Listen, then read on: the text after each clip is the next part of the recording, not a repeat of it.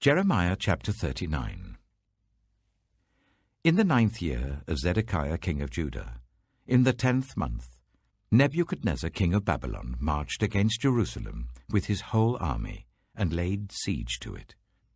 And on the 9th day of the 4th month of Zedekiah's 11th year, the city wall was broken through.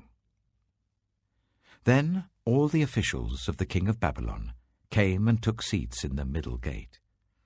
Nergal-Sharezer of Sagma, Nebo-Sarsekim, a chief officer, Nergal-Sharezer, a high official, and all the other officials of the king of Babylon. When Zedekiah king of Judah and all the soldiers saw them, they fled. They left the city at night by way of the king's garden, through the gate between the two walls, and headed towards the Arabah. But the Babylonian army pursued them and overtook Zedekiah in the plains of Jericho. They captured him and took him to Nebuchadnezzar king of Babylon at Riblah, in the land of Hamath, where he pronounced sentence on him. There, at Riblah, the king of Babylon slaughtered the sons of Zedekiah before his eyes, and also killed all the nobles of Judah. Then he put out Zedekiah's eyes, and bound him with bronze shackles to take him to Babylon. The Babylonians set fire to the royal palace and the houses of the people, and broke down the walls of Jerusalem. Nebuzaradan, commander of the imperial guard, carried into exile to Babylon the people who remained in the city, along with those who had gone over to him and the rest of the people. But Nebuzaradan, the commander of the guard, left behind in the land of Judah some of the poor people who owned nothing, and at that time he gave them vineyards and fields. Now Nebuchadnezzar king of Babylon had given these orders about Jeremiah through Nebuzaradan, commander of the imperial guard. Take him and look after him. Don't harm him, but do for him whatever he asks. So Nebuzaradan, the commander of the guard, Nebuchadnezzar, a chief officer, Nergal-Sharezer, a high official, and all the other officers of the king of Babylon sent and had Jeremiah taken out of the courtyard of the guard. They handed him over to Gedaliah, son of Ahikam, the son of Shaphan, to take him back to his home. So he remained among his own people. While Jeremiah had been confined in the courtyard of the guard, the word of the Lord came to him. Go and tell Ebed-Melech the Cushite, this is what the Lord Almighty, the God of Israel, says. I am about to fulfill my words against this city, words concerning disaster, not prosperity. At that time they will be fulfilled before your eyes. But I will rescue you on that day, declares the Lord. You will not be given into the hands of those you fear. I will save you. You will not fall by the sword, but will escape with your life, because you trust in me, declares the Lord. Jeremiah chapter 40. The word came to Jeremiah from the Lord after Nebuzaradan, commander of the imperial guard, had released him at Ramah. He had found Jeremiah bound in chains among all the captives from Jerusalem and Judah who were being carried into exile to Babylon. When the commander of the guard found Jeremiah, he said to him, The Lord your God decreed this disaster for this place, and now the Lord has brought it about. He has done just as he said he would. All this happened because you people sinned against the Lord and did not obey him. But today I am freeing you from the chains on your wrists. Come with me to Babylon if you like, and I will look after you. But if you do not want to, then don't come. Look, the whole country lies before you. Go wherever you please.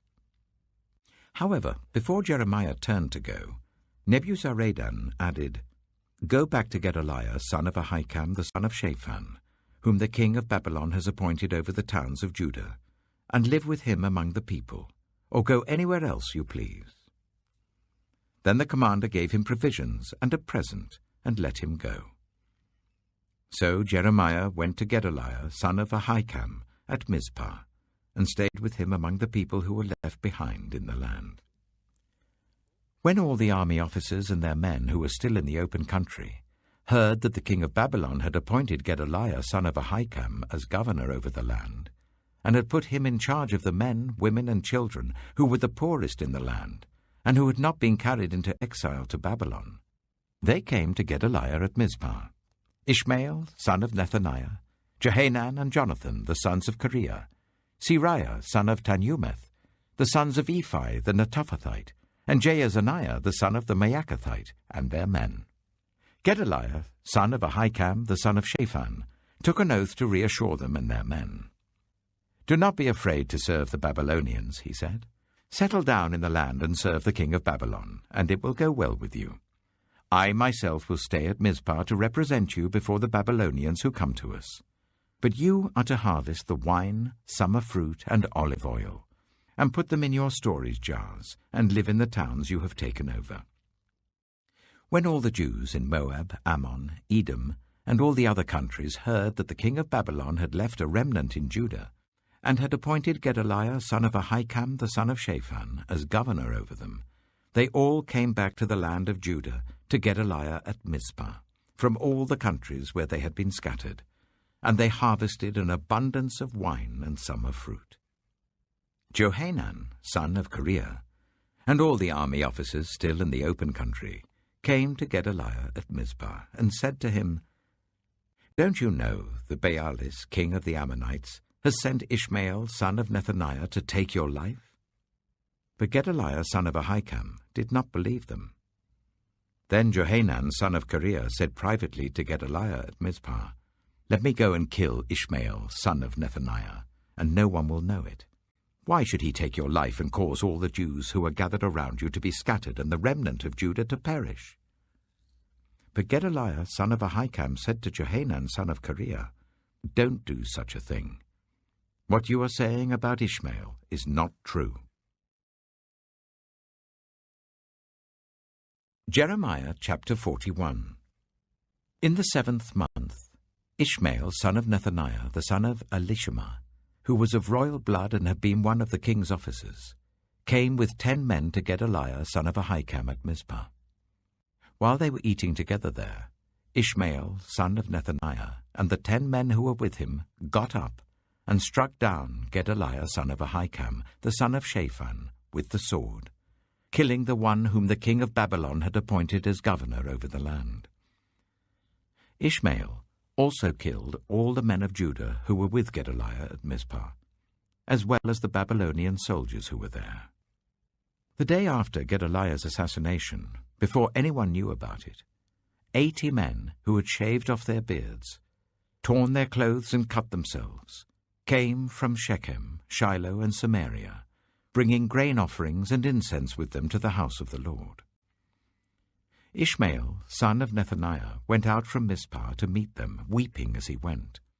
When he met them, he said, "Come to Gedaliah, son of Ahikam." When they went into the city, Ishmael, son of Nethaniah, and the men who were with him slaughtered them and threw them into a cistern.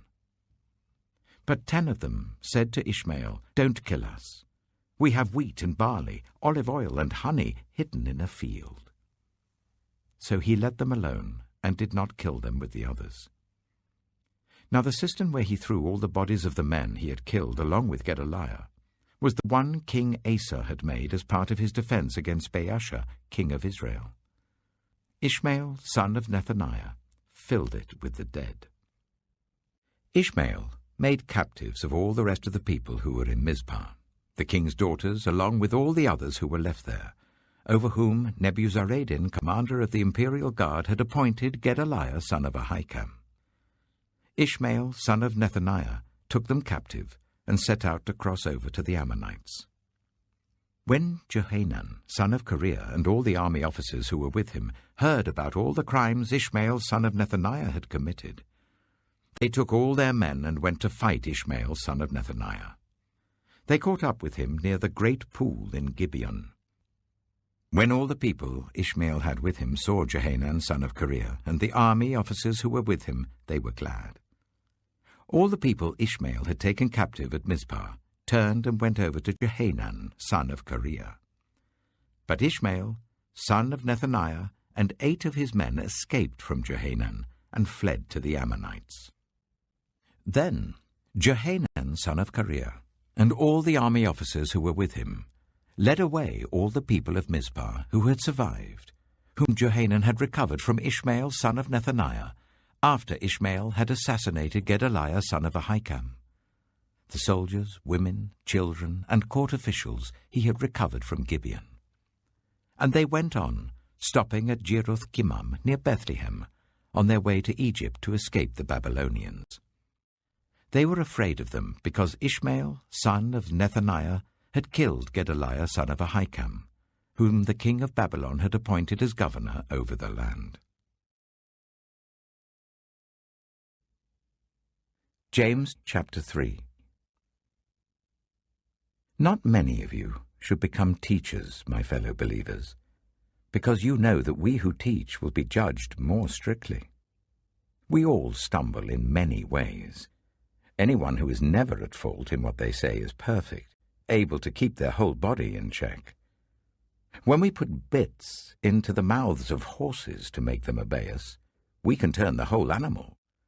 Or take ships as an example. Although they are so large and are driven by strong winds, they're steered by a very small rudder, wherever the pilot wants to go. Likewise, the tongue is a small part of the body, but it makes great boasts. Consider what a great forest is set on fire by a small spark. The tongue also is a fire, a world of evil among the parts of the body. It corrupts the whole body, sets the whole course of one's life on fire, and is itself set on fire by hell. All kinds of animals, birds, reptiles, and sea creatures are being tamed and have been tamed by mankind, but no human being can tame the tongue. It is a restless evil, full of deadly poison. With the tongue we praise our Lord and Father, and with it we curse human beings, who have been made in God's likeness. Out of the same mouth come praise and cursing. My brothers and sisters, this should not be. Can both fresh water and salt water flow from the same spring? My brothers and sisters, can a fig tree bear olives or a grapevine bear figs? Neither can a salt spring produce fresh water. Who is wise and understanding among you? Let them show it by their good life, by deeds done in the humility that comes from wisdom. But if you harbor bitter envy and selfish ambition in your hearts, do not boast about it or deny the truth. Such wisdom does not come down from heaven, but is earthly, unspiritual, demonic. For where you have envy and selfish ambition, there you find disorder and every evil practice. But the wisdom that comes from heaven is first of all pure, then peace-loving, considerate, submissive, full of mercy and good fruit, impartial and sincere. Peacemakers who sow in peace reap a harvest of righteousness.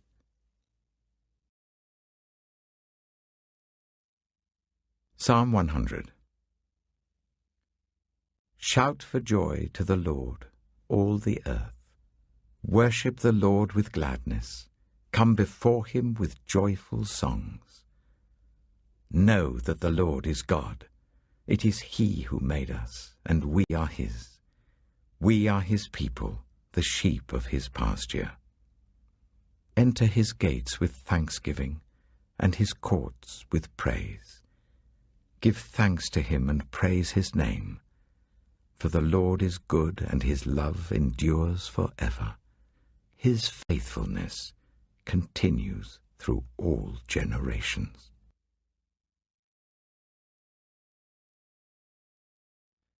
Proverbs chapter 18. An unfriendly person pursues selfish ends, and against all sound judgment starts quarrels. Fools find no pleasure in understanding, but delight in airing their own opinions. When wickedness comes, so does contempt, and with shame comes reproach. The words of the mouth are deep waters, but the fountain of wisdom is a rushing stream. It is not good to be partial to the wicked, and so deprive the innocent of justice. The lips of fools bring them strife, and their mouths invite a beating. The mouths of fools are their undoing, and their lips are a snare to their very lives. The words of a gossip are like choice morsels. They go down to the inmost parts.